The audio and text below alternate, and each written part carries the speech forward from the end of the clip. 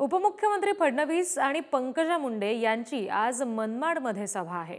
भारती पवार यांच्या प्रचारासाठी फडणवीस मैदानात आहेत। मनमाडच्या महर्षी वाल्मिकी स्टेडियममध्ये ही जाहीर सभा होणार आहे। पंकजा मुंडे सुद्धा यावेळी मनमाडमध्ये असतील आणि त्या सुद्धा या जाहीर सभेमध्ये सहभागी होतील असं समजतंय। प्रतिनिधी किरण ताजण्यांकडून अपडेट्स घेऊया। किरण, फडणवीस पंकजा मुंडे मनमाडमध्ये असतील, काय नेमके विशिष्ट मुद्दे असतील भारती पवार यांच्या प्रचारासाठीचे?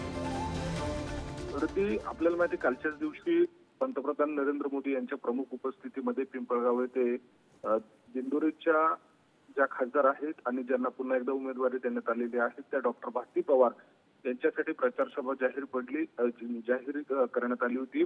आणि त्या सगळ्या पार्श्वभूमीवर कांद्याचाच मुद्दा या सगळ्या प्रचार सभेच्या दरम्यान चर्चेचा विषय ठरला। एका तरुणानं देखील त्यावेळेला तिथे कांद्याच्या मुद्द्यावर बोला असं म्हणत पंतप्रधान नरेंद्र मोदी यांच्या समोर जोरदार घोषणाबाजी केली होती आणि अगदी तोच मुद्दा आता या प्रचार सभेच्या निमित्तानं देखील चर्चेचा विषय बनलाय। उपमुख्यमंत्री देवेंद्र फडणवीस आणि पंकजा मुंडे यांच्या उपस्थित होत असलेल्या सभेच्या पार्श्वभूमीवर देखील कांद्याच्याच प्रश्नाचं आव्हान असणार आहे। आणि एकूणच गेल्या काही दिवसांमध्ये कांद्याच्या संदर्भामध्ये जे धोरण आखण्यात आलेलं आहे त्या धोरणाच्या पार्श्वभूमीवर सातत्यानं शेतकऱ्यांना रोष जो आहे तो स्वीकारावा लागलेला आहे आणि त्या सगळ्या पार्श्वभूमीवर अनेकदा आंदोलनं देखील झाली।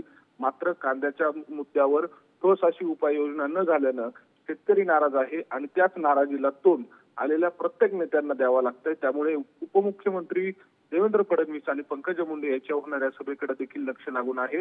कांदा उत्पादक शेतकरी संघटनेनं कालच्या दिवशी देखील नोटिसा बजावण्यात आल्या होत्या। त्यामुळे आजच्या सभेच्या पार्श्वभूमीवर पोलीस नेमकी काय खबरदारी घेतात हे देखील बघावं लागणार आहे। जी किरण, धन्यवाद दिलेल्या तपशिलांसाठी।